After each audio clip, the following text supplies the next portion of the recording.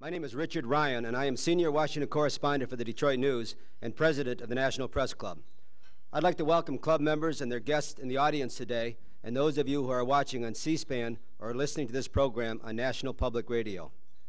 The video archive of today's luncheon is provided by Connect Live and is available through the Press Club website at press.org. National Press Club luncheons are also carried live by many sites on the World Wide Web. Press Club members may access transcripts of our luncheons at our website.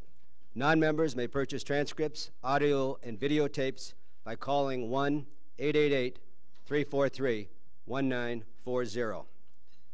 Before introducing our head table, I would like to remind our members of some upcoming speakers. Next Friday, June 8th, Cardinal Theodore McCarrick, Archbishop of Washington, will talk about international human rights. On Monday, June 18th, Terrence Jones, President and CEO of Wolf Trap Foundation for the Performing Arts, will be our guest. And on Friday, June 22nd, Frank Keating, Governor of Oklahoma, will speak at the National Press Club. If you have any questions for our speaker, please write them on the cards that are provided at your table and pass them up to me. But please write legibly so I can read it, because if I can't read it, I can't ask it. I'd now like to introduce our head table guests and ask them to stand briefly when their names are called. Please hold your applause until all head table guests are introduced. From your right and my left, John Harwood with the Wall Street Journal. Jules Witkover, syndicated columnist for the Baltimore Sun. Valerie Jackson of Platts McGraw-Hill. Chris Matthews, host of MSNBC's Hardball and a national columnist for the San Francisco Chronicle. Teresa Amato, Citizen Works, and a guest of our speaker. David Hess, former president of the National Press Club and co-chair of the National Press Club Speakers Committee. Skipping over our speaker for a moment, Bill McCarran, U.S. Newswire, and the Speakers Committee member who organized today's luncheon. Thank you, Bill. Paul Hudson, Aviation Consumer Action Project, and a guest of our speaker. Robert Engler, political science professor emeritus of the City University of New York and a writer on energy topics. Jeff Plunges of the Detroit News. And Tom Squitieri, USA Today.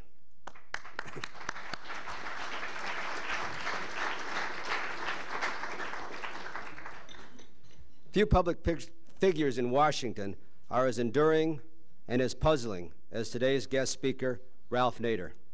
The founder of the modern consumer movement and a recent third-party presidential candidate, Mr. Nader has been in the public eye since the mid-1960s, when his groundbreaking work on auto safety, unsafe at any speed, the designed-in dangers of the American automobile, set Detroit on its ear.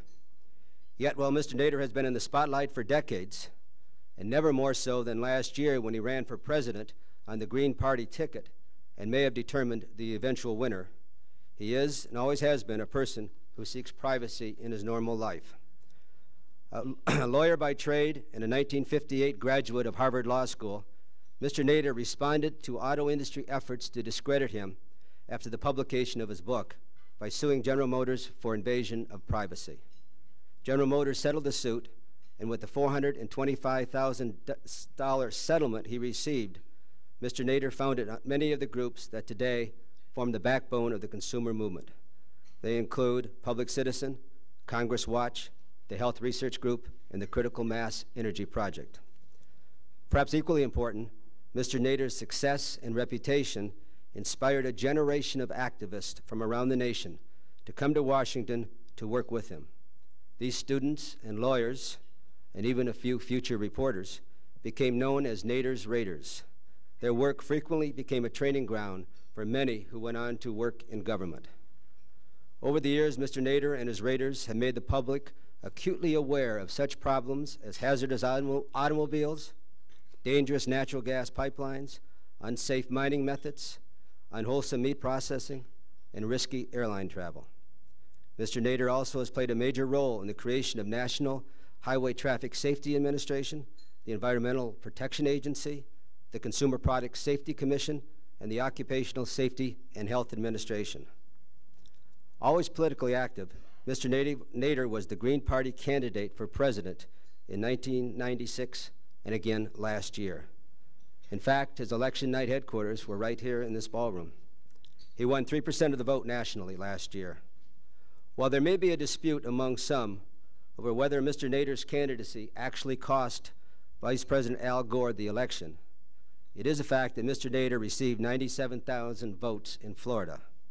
George Bush won Florida and the presidency by 537 votes.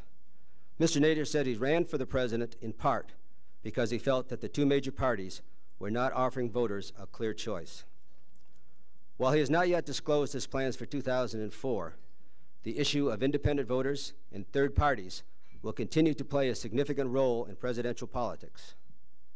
Mr. Nader's political philosophy may provide a clue to his intentions. You've got to keep the pressure on, even if you lose, Mr. Nader once said. The essence of the citizens' movement is persistence. So please join me in welcoming consumer advocate and presidential candidate Ralph Nader to the National Press Club.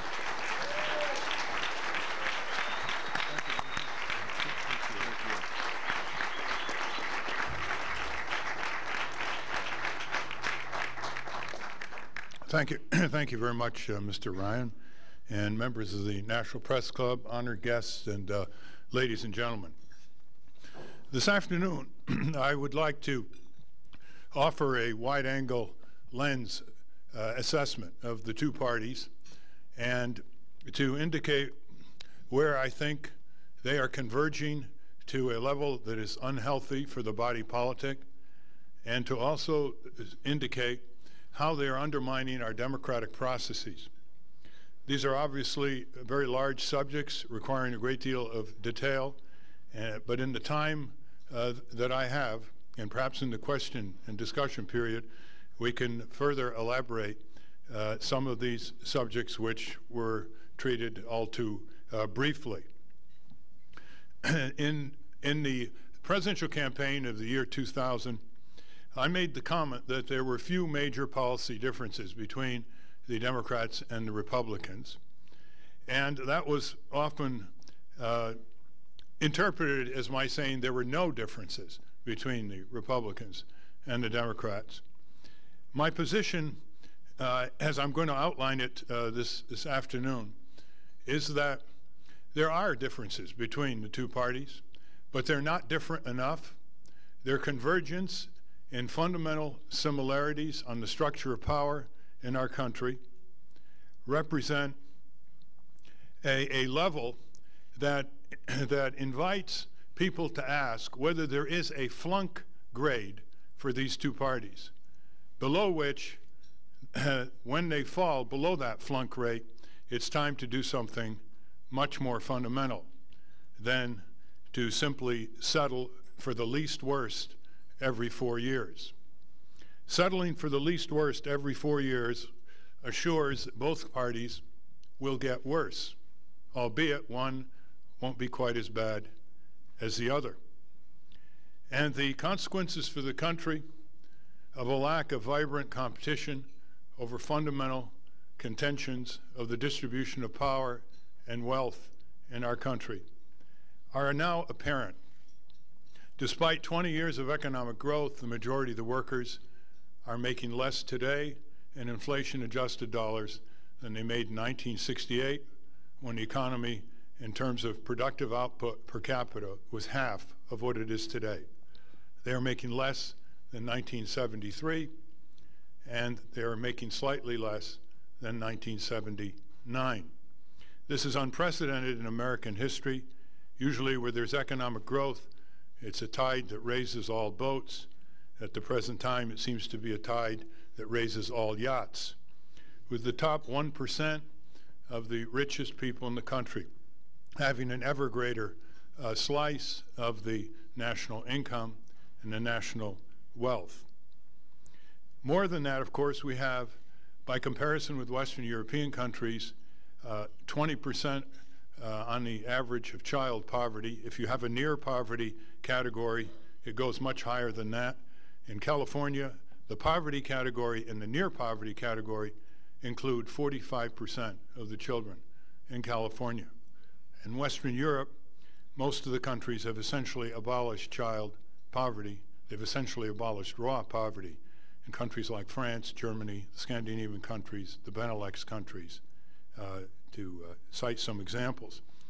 30 to 40 years ago, these Western European democracies provided full maternity leave.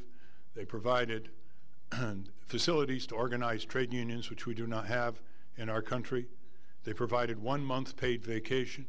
They provided a whole host of other what are called social wage guarantees.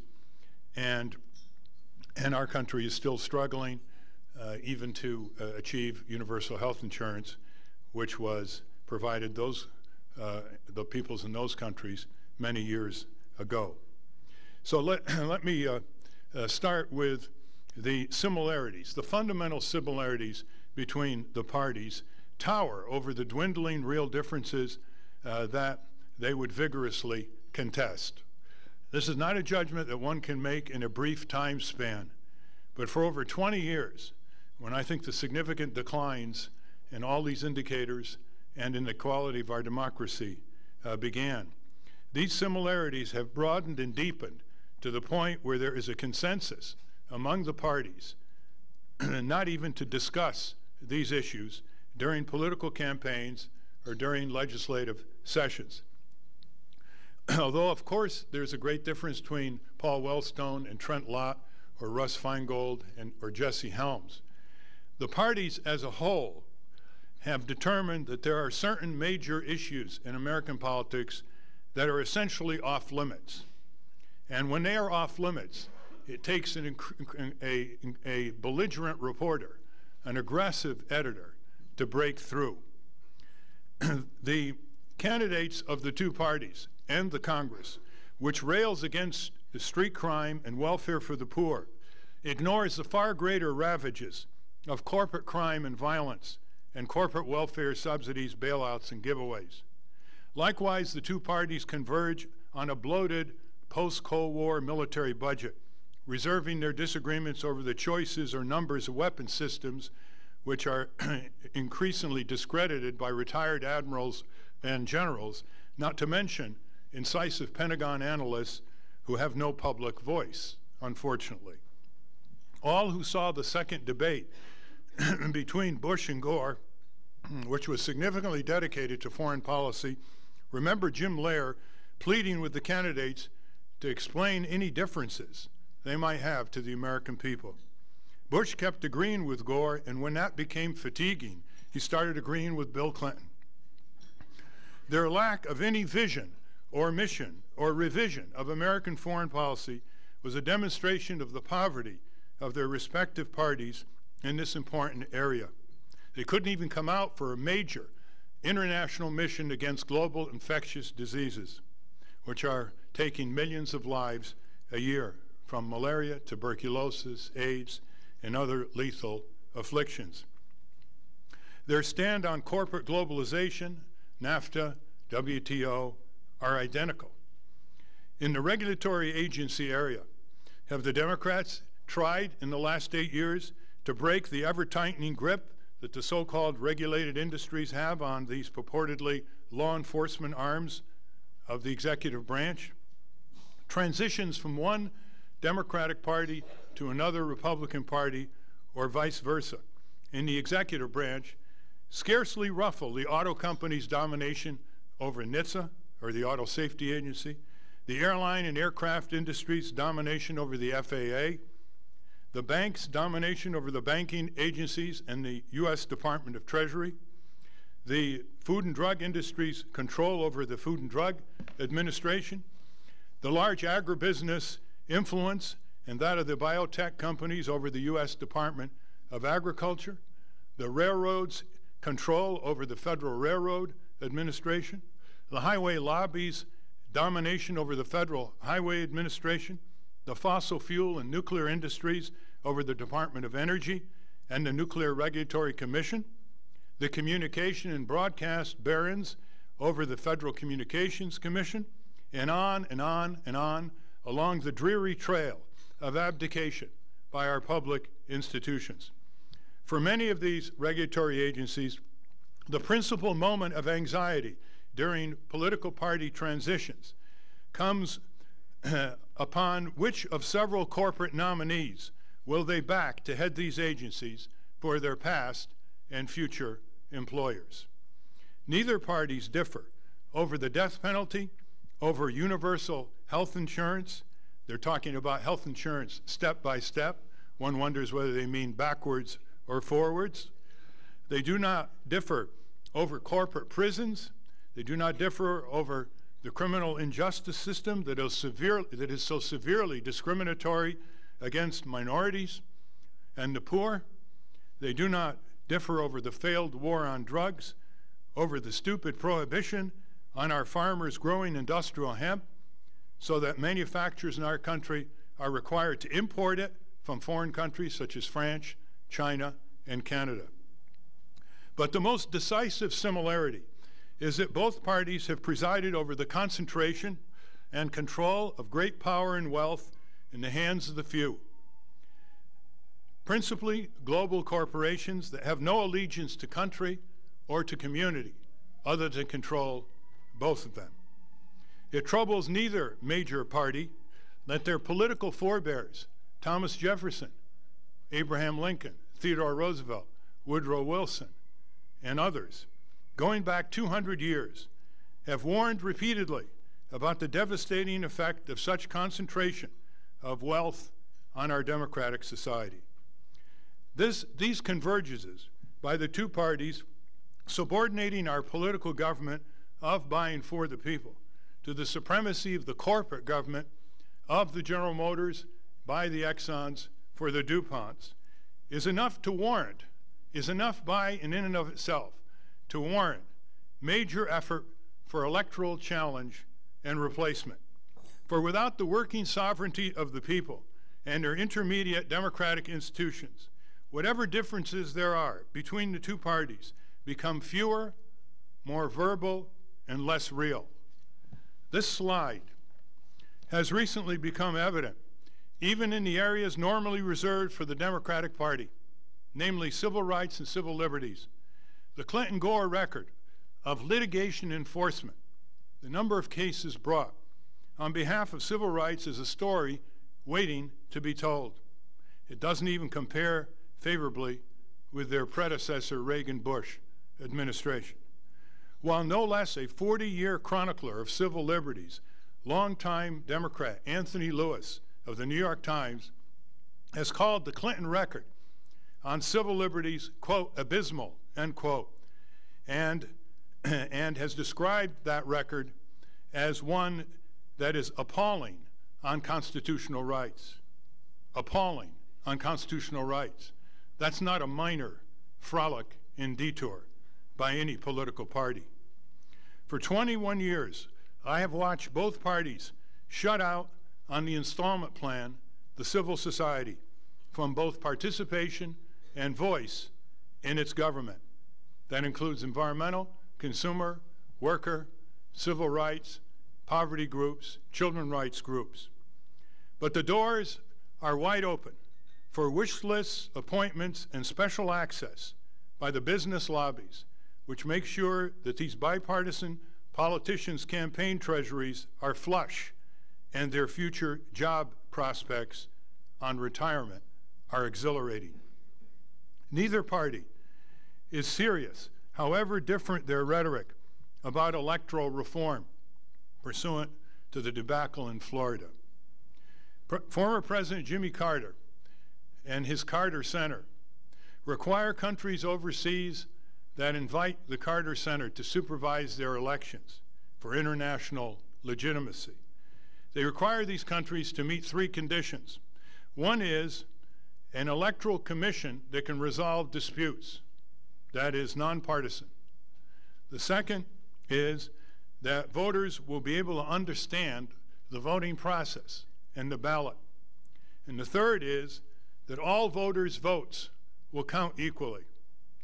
Former President Jimmy Carter stated recently that the United States does not meet any of those three criteria. The Democrats in Congress who are indignant over the emergence of the Green Party last year ought to raise their ever-declining expectation levels and put some direct questions to those who are now dominating the party, including the Democratic Leadership Council and the prominent founders and leaders of the DNC, which include Bill Clinton, Al Gore, Joseph Lieberman, John Breaux, and others. To help them raise their expectation levels for their party, I asked the Democrats to consider what Richard Nixon proposed as president. Yes, they can even look back on Richard Nixon with nostalgia. For Richard Nixon put forth a national minimum incomes plan as a start in the abolition of poverty in America. The Congress rejected it. He put forth a comprehensive national health insurance plan. The Congress rejected it. He proposed a plan to emphasize rehabilitation of drug addicts instead of heavy reliance on incarceration. It did not get through.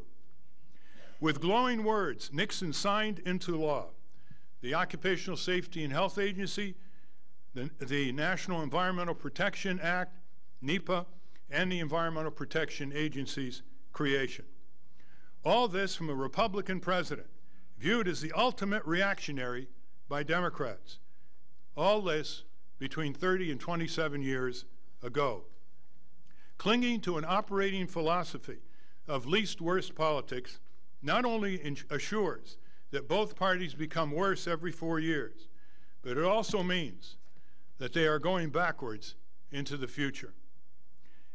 And so I recommend that these Democrats, some of whom have been very critical of their party recently, like Paul Begala, Robert Reich, and Mr. Carville, that they ask themselves the following questions. Of course, I am not focusing much on the Republican Party, which is really a pseudonym for the corporate state. The Democratic Party offers glimmers of hope. One, these are the questions that Democrats should ask themselves. Instead of engage in knee-jerk animosity against any other parties that threaten their progressive base. One, are your differences with the Republicans tweaking at twigs or going to the trunk or roots of the issue or problem? Banking legislation in 1999 comes to mind. So does the so-called Freedom to Farm Act and the notorious Telecommunications Act of 1996. The Democrats tweaking at twigs. Two, are your basic differences elaborated in position papers backed up by an intensity of advocacy, an expenditure of political capital, a willingness to antagonize your funders? Here, the tepid effort by Clinton on behalf of campaign finance reform for 8 years comes to mind. No political muscle, not even a full-time White House staffer, much less a war room, as he established in the White House with a covey of major business representatives to push NAFTA and GATT through the Congress. The tax bill is another illustration of how the Democrats may say one thing, but go along with something that only a few months earlier would have been considered unheard of in the passage of that trillion-dollar-plus tax legislation. Does the party walk the talk that differs from the Republicans? For example, the Republican Party is against D.C. statehood. The Democratic Party is for D.C. statehood. But both national parties over the years have done everything possible to make sure nothing happens regarding D.C. statehood, or even full voting rights for the disenfranchised residents of the District of Columbia. Richard Nixon, on the other hand, sent legislation to Congress that would have given the district voting representation in Congress. Three, does the party work to strengthen its presumed constituencies? For 22 years, party leaders have declined to reintroduce the Consumer Protection Agency bill, formerly a major priority of President Jimmy Carter that was narrowly defeated in the House in 1978. This Consumer Protection Agency might well have headed off the enormously costly savings and loan crisis by intervening at an early time before the federal bank regulatory agencies. That savings and loan debacle will be costing the American people in principal and interest for that bailout $1.5 trillion between 1990 and the year 2020. The Democratic Party has never been serious about reforming the labor laws and hasn't even spoken about repealing the Taft-Hartley Act, that 54-year-old chokehold on American workers, helping to organize themselves.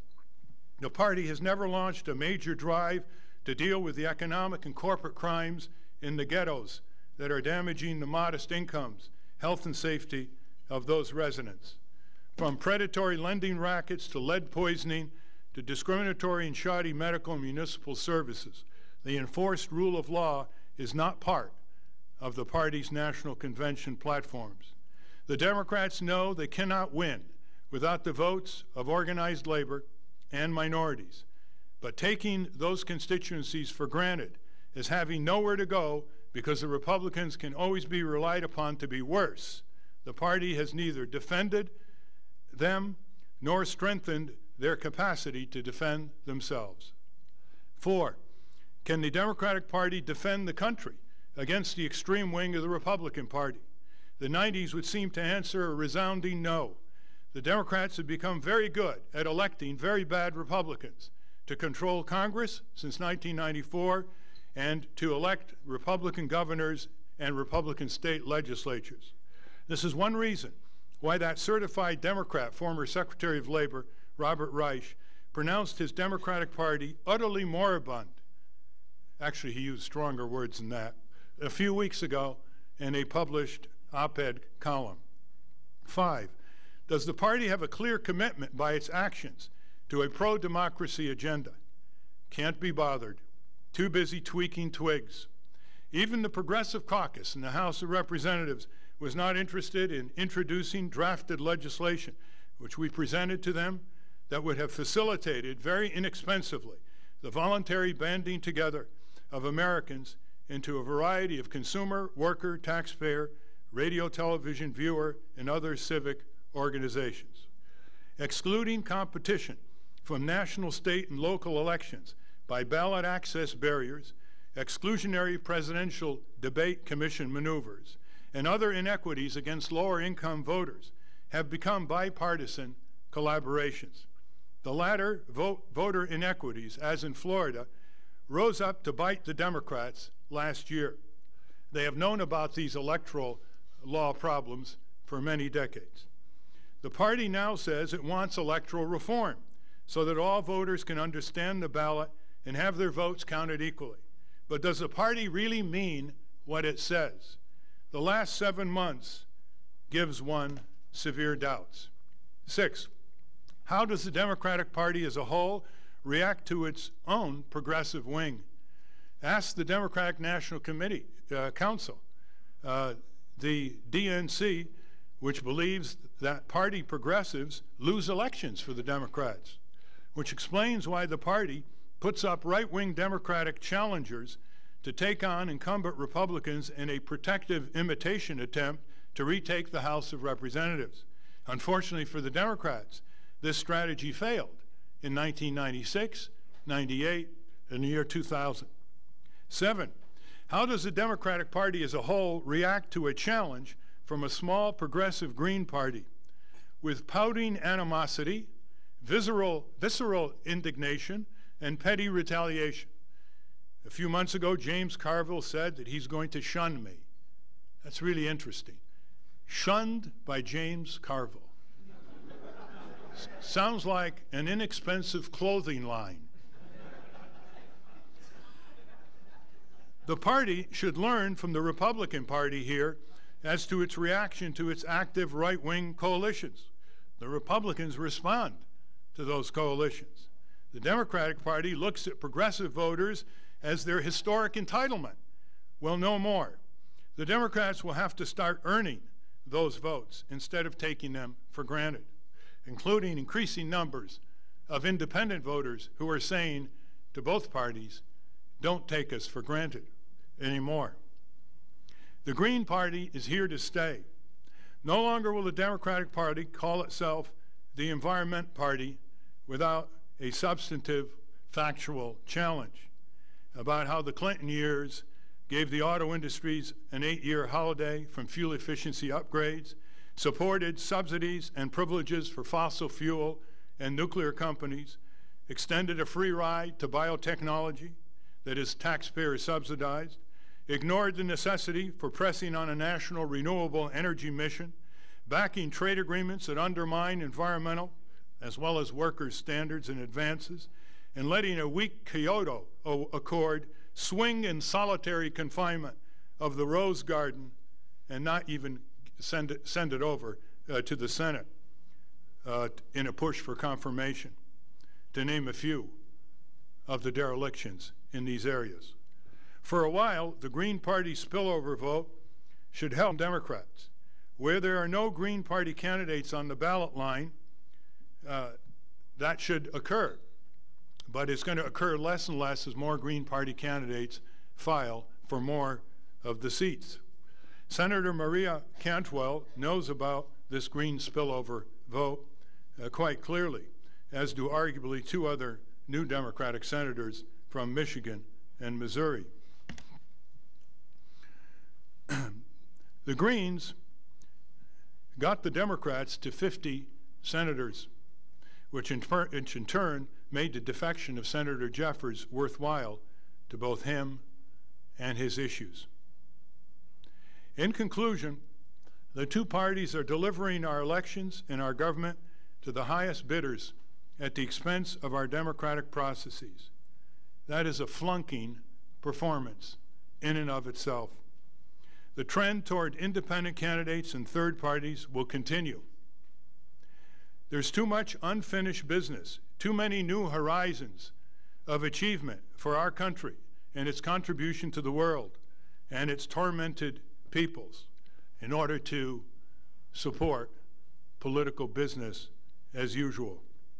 More voters in the future will conclude that the differences between the 2 parties are simply not different enough, and that the similarities between them serve to exclude real people and to include those artificial persons, which we call corporations, who now have almost all the rights of real people under our Constitution, in addition to a widening array of privileges and immunities, which real people will never have the power or the artificial perpetuity to be given.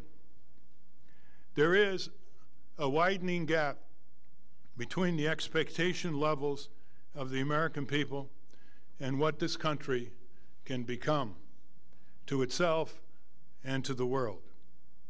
It's important to recognize this because, as Abraham Lincoln said, without the public sentiments, nothing can happen.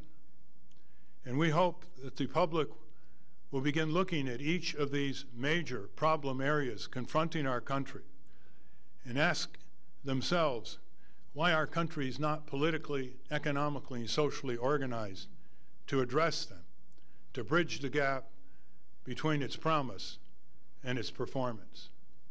And that's what it really comes down to. The energy, resourcefulness, and expectation level of an informed citizenry from which all proceeds, or from which nothing proceeds. Thank you.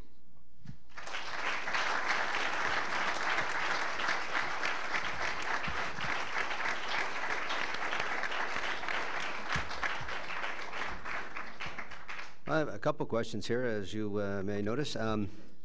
This question just says, why don't you personally, or someone you trust, run in the primaries to lead the Democratic Party in the direction you believe best? And another suggests that rather than just simply criticizing the 2-party system, why not reform the Democratic Party from within? Obviously, I don't think it can be reformed from within, that it's too far gone, too far indentured to the moneyed interests, as Jefferson called them. And the evidence of that is the inability of a rather articulate progressive wing of the party to make any headroads into the DNC dominated Democratic Party itself. A couple of questions here. Note that despite all of your efforts in the year 2000, you and the Green Party and the presidential candidate received only 3% of the total vote nationally. And this questioner wonders if this might be in part your fault. And another one says, do you accept responsibility for the demise of the Green Party because you failed to get even 5% of the national vote?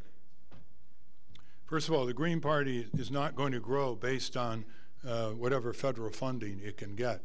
It's going to grow based on whether its volunteers are going to be rigorous, diligent, and steadfast enough. That's really what builds a party.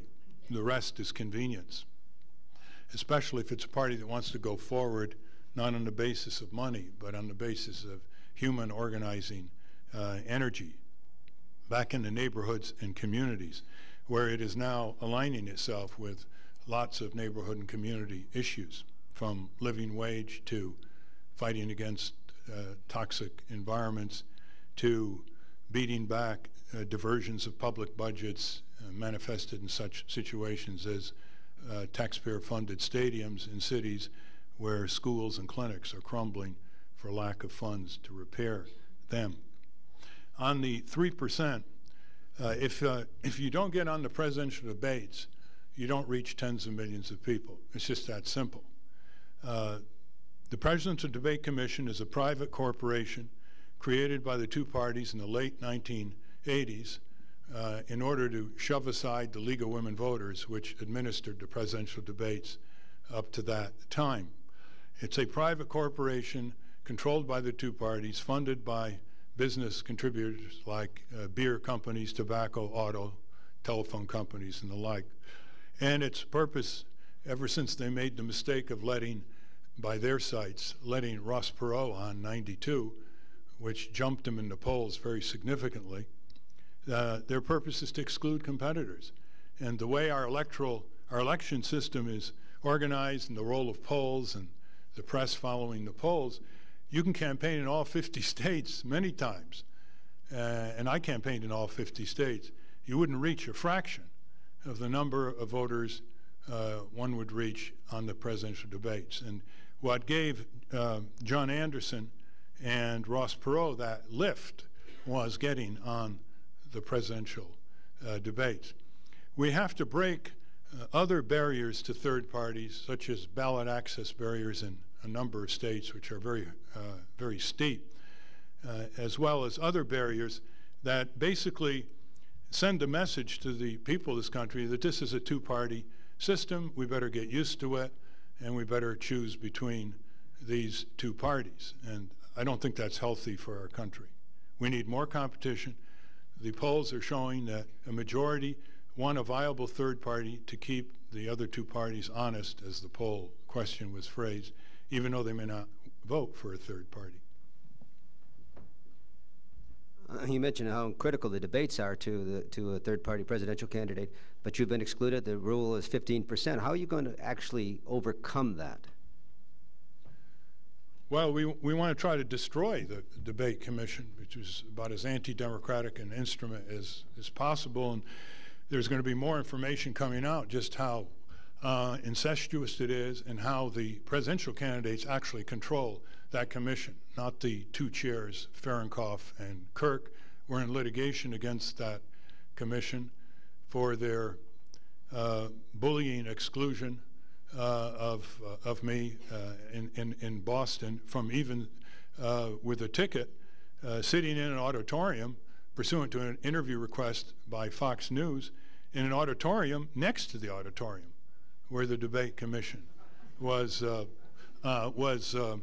being held. I mean, this is quite a tribute to my transcendentalism.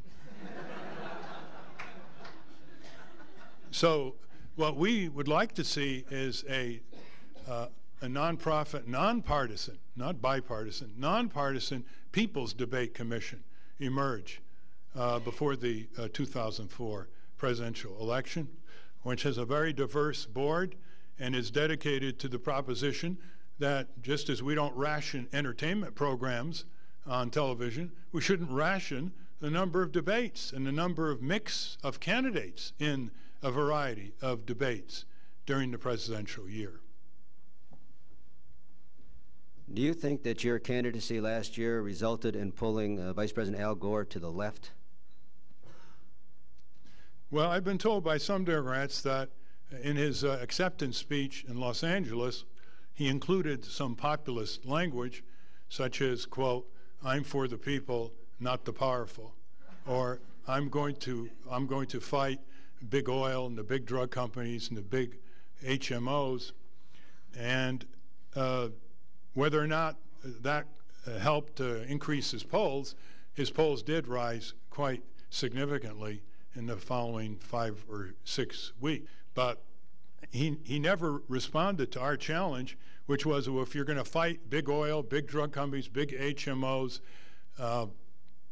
big polluters, why do you still take gobs of money from them? And would you return them? And there is no response to that request. The gobs of money you talk about is always going to be a problem, isn't it? And how can you go about building a solid third party as the corporations still continue to give massive funding to the Republicans and Democrats? Well, first, a third party is going to be built at the local level, first and foremost. And that's where I think the Green Party is going to make significant inroads. For example, in the spring 2001 elections, the Green Party in Wisconsin won 5 out of 5 races that they contested. In 2000, they won all 7 races that they contested at the local level. There are 5 towns in California now with Green Party mayors. And in some other states, they have a very high proportion of contested seats that they won. And of course, we know that third parties have a better chance of starting to become a national party by running for city council, running for the zoning commission, running for the development agency, running for the board of education. And this is where I think the Greens are going to establish their base. However, at the state and national level, I think there are a lot of lessons that we learned during the campaign about what to do and what not to do. And one of them, of course, is to focus very much at the local precinct level. It was really interesting for me to discover that this was the exact recommendation by Abraham Lincoln when he wrote a little paper in the 1840s, I believe, on how to win elections. And his recommendations then are very, very pertinent to what's going on now. I think what is stunning about the 2000 year election is that the massive use of the internet by all parties essentially did not bring out any more new voters. Even though there were millions of communications to tens of millions of people, the Green Party, according to the exit polls, brought out about 1 million new voters who would not have voted. And the percent of the vote turnout in the year 1996 was 49%. I think it was close to about 51% this year. And it doesn't seem like the internet either brought out new voters or generated new issues between the 2 major parties. So that's an interesting conclusion. Since the end of the election, can you tell us what concrete and specific steps that you personally have taken to help build state and local Green parties? Yes. Well, I've been in about 25 states, and I've had news conferences with Green Party leaders in the states. I've helped attend about 15 fundraisers, all from individuals. The Green Party does not take corporate money, PAC money, or soft money. And we have tried to work with Green parties in states from Massachusetts to California on such matters as the diversion of taxpayer dollars for the Red Sox Stadium, which we don't think will ever be built, to the California Power controversy, which the Greens are taking a very prominent lead. When workers or neighborhood people or rural people are picketing or protesting, the chances are that the Greens are standing right by them. The chances are that the Democrats and Republicans are nowhere to be seen. There are a number of questions here that ask about Senator John McCain, asking you what do you think he might be up to. Is he going to run in as a third-party candidate, do you think, in 2004? Some suggest a ticket that might be made up of John McCain and Jesse Ventura. And here's a question that suggests a ticket of Nader-McCain or McCain-Nader in 2004. What's your thoughts?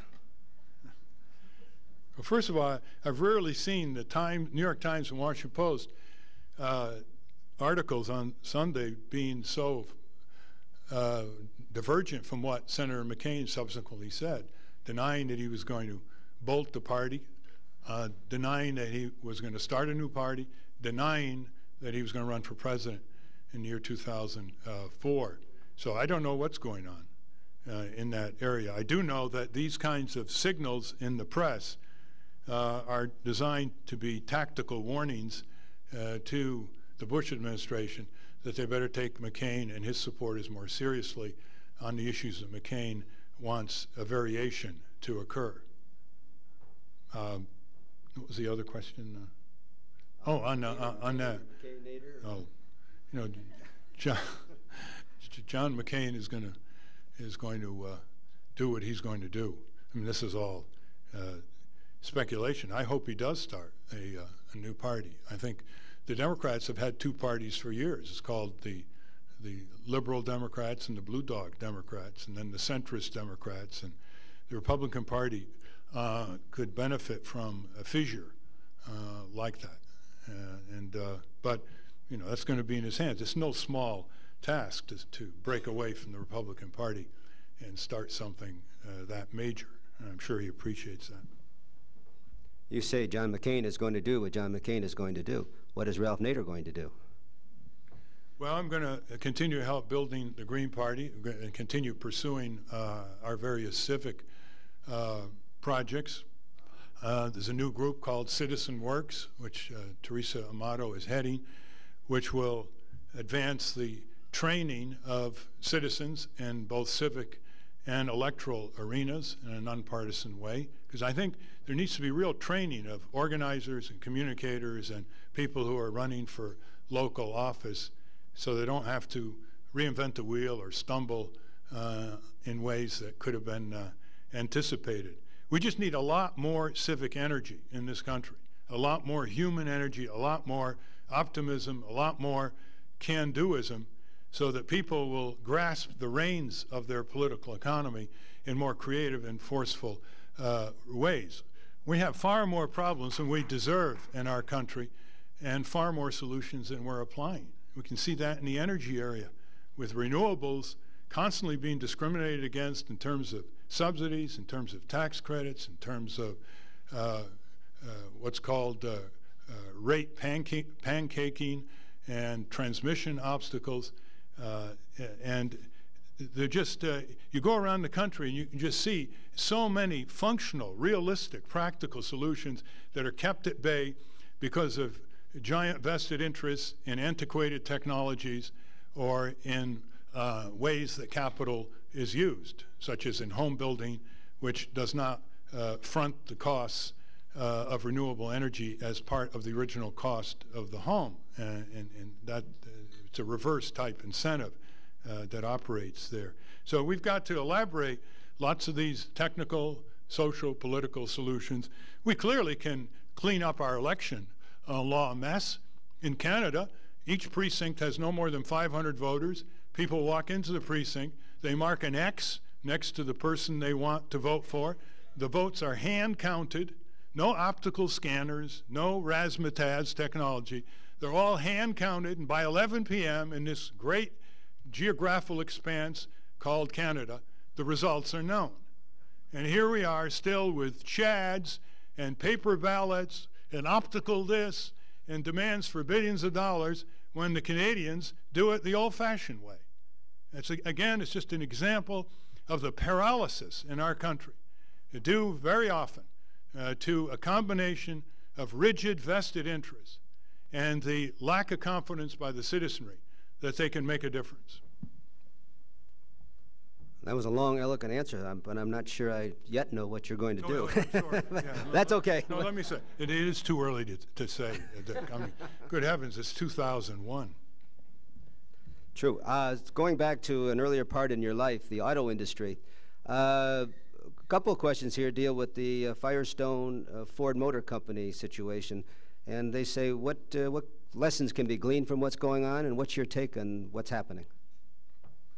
Well, the lesson is you don't put an unstable vehicle on a deficient tire. I mean, what's remarkable is that Ford thought it could get away with the Explorer handling problem, and Firestone thought it could get away with its tire problem because they knew the Auto Safety Agency was asleep, was not being given direction from the White House to rigorously establish enforceable and up-to-date safety standards. And they knew that the Auto Safety Agency, called NHTSA, was basically no longer a law enforcement agency, but a consulting firm to Detroit. And that's what happens when deregulation, in fact, if not in law, occurs. And that's what happens when there is so little difference on this and other issues between the two major parties as they exchange power in the White House. The Auto Safety Agency has never been worse. OSHA has never been worse. The FDA has never been worse than under the Clinton-Gore administration. Those three agencies. Dr. Sidney Wolf, who's monitored the FDA for 30 years, said it's the worst he's ever seen in all the time he's been monitoring this agency. So we have to, I think, pay attention to the benefits of health and safety regulation, how this regulation throughout American history in food, in autos, in air and water pollution, and pesticide controls, wherever they have been applied, they have saved lives, prevented diseases, and reduced injury. Staying with the auto industry for a moment, this one says, the questioner asked that the auto industry claims that improving CAFE, which is the fuel efficiency standards for vehicles, would compromise their safety standards. Do you think that that's true? And what do you think about CAFE standards in general now? They've been in place for quite a number of years. First of all, it is not true. The auto companies can build more fuel-efficient vehicles and advance safety. As a matter of fact, there have been comparisons between GM imports from Germany and GM cars here, where you can show that cars that are lighter than other cars have performed better in crash tests. The real variables, of course, are what are the engineering inputs in these cars. Would you rather be in a crash in a 7,000-pound vehicle without seat belts or airbags, or in a 3,000-pound vehicle with seat belts and airbags? Clearly, the latter is preferable. The Auto Safety Agency is replete with obsolete safety standards, many of which have not been upgraded for 30 years. The tire standard has not been upgraded for over 30 years in that sense. So anybody who wants more detail on the so-called safety fuel efficiency exchange can contact Clarence Ditlow at the Center for Auto Safety in Washington, D.C. He is an engineer and a lawyer. As far as the CAFE standards, they have not been expanded since 1975.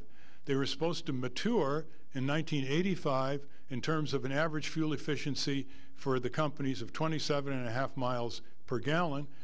Ford and General Motors got 4 straight waivers by the Reagan-Bush administration in that period, and there has been no proposal to increase the CAFE standards by the Clinton-Gore administration.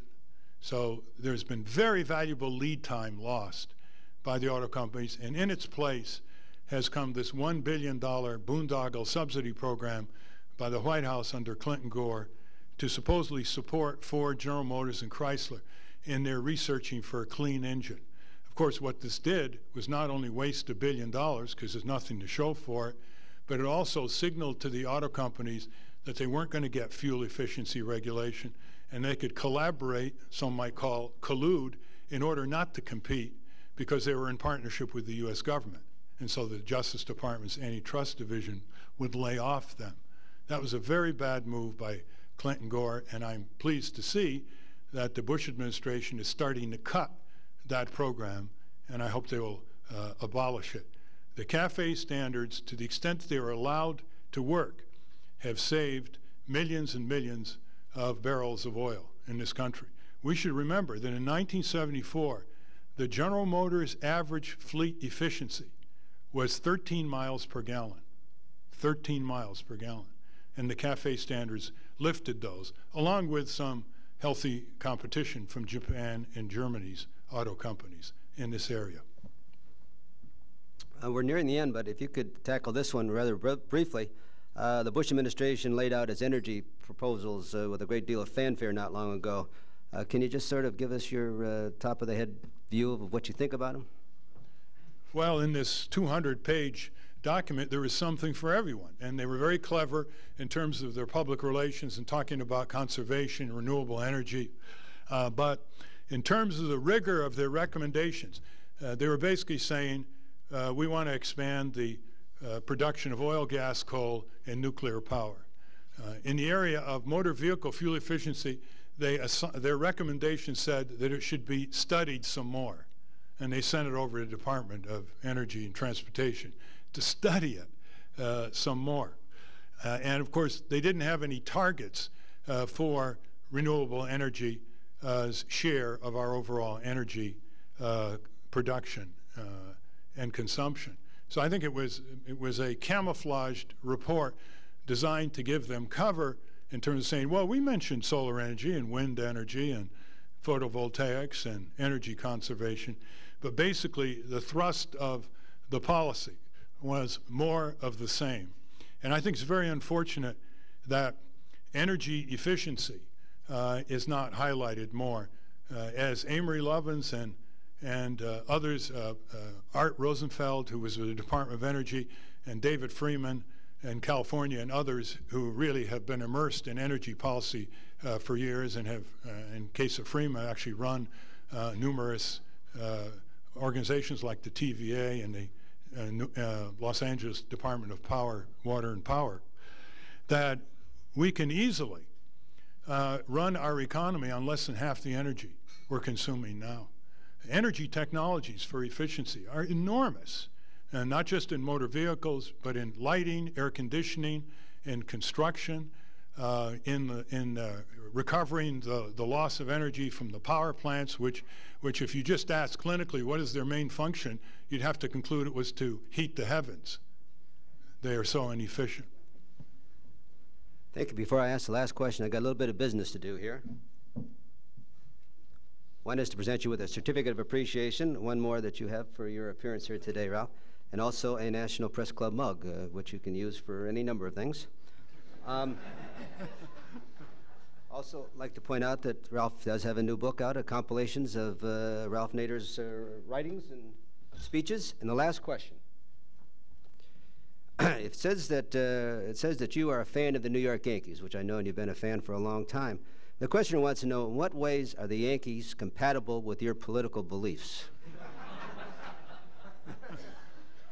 This is clearly a question that invites the word atavism. My boyhood hero was Lou Gehrig because of his stamina. And as you know, until he was eclipsed by Carl Ripken, he had played in 2,130 consecutive games through pain and broken fingers and everything else. And that's why I use the word atavism. This is still a kind of extension of my boyhood support of the New York Yankees. So I call myself a Lou Gehrig Yankee fan, most definitely not a George Steinbrenner Yankee fan. Thank you very much.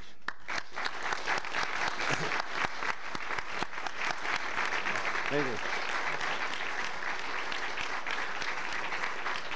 I'd also like to thank National Press Club staff members Melinda Cook, Pat Nelson, Joanne Booz, Melanie Abdel-Dermot, and Howard Rothman for organizing today's luncheon. Also thanks to the NPC Library for the research, and thank you all for being here. We're adjourned.